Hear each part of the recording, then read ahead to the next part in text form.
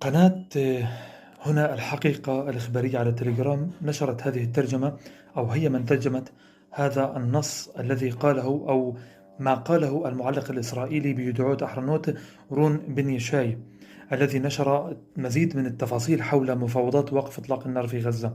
يقول: تجري الإدارة الأمريكية حاليا مفاوضات محمومة مع إسرائيل والوسطاء في قطر ومصر بشأن اقتراح الوساطة التي ستقدمه الإدارة الأمريكية ربما يوم السبت أو الأحد.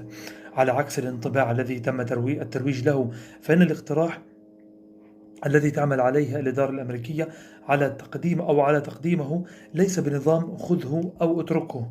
يعني مش معنى أنه أنت يا بتوافق أو ما بتوافق، بل هو نسخة محدثة من المقترح الذي قدمه الرئيس بايدن وحصل على موافقة مجلس الأمن الدولي.